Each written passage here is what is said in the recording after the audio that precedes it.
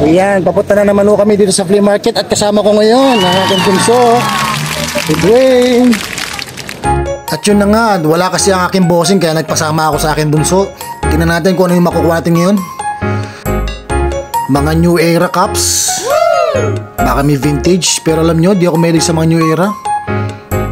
Yan, puro sila New Era pala.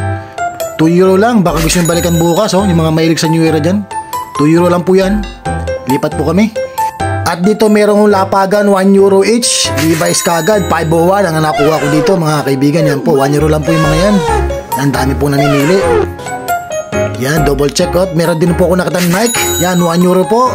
At isang Gildan. Solid sa 1 euro to, bago pa.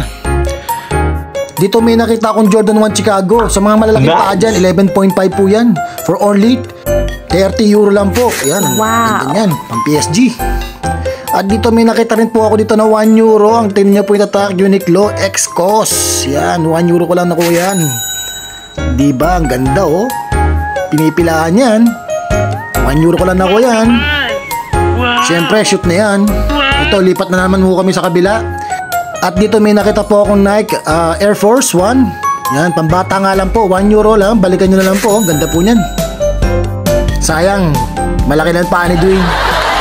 At dito lumipat po kami, may nakita akong jacket dito. Techfletch Nike. For only 1 euro lang po. Yan, ang ganda po niyan. Nakuha na namin yan. Ayan, ang ganda oh. 1 euro lang. May jacket ka na ha. Lipat ulit, shoot.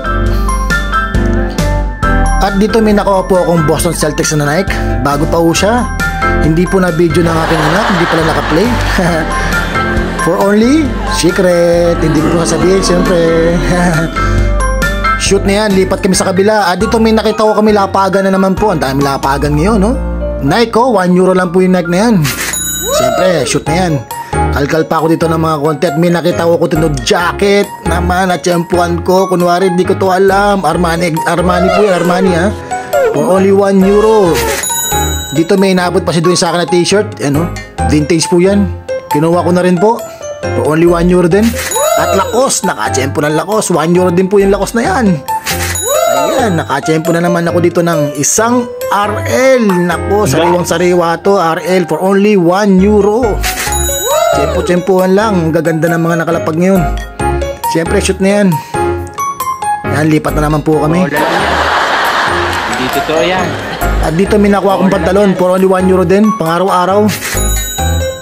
Kilala na ako ni mother eh. Suki ako nito eh. Ayun, ang dami namimili sa kanya. For only 1 euro lang ho. Siyempre, kinuha ko na ho yan. Salamat mother. At lipat kami. Shoot. Ang ganda oh. Diba? Pang araw-araw lang. Ang dami magandang mga bags. Oy, may TV pa, may computer. Ito, ang dami mga bags. Kaso wala akong aking boss. Hindi ako makapag double check. Susunod na lang pagkasama ko siya. Hirap kasi pag wala siya eh. Dito may nakita ako mga bags oh. For only 2 euro. Sayang wala si bossing. Di bale, marami pa nang darating yan.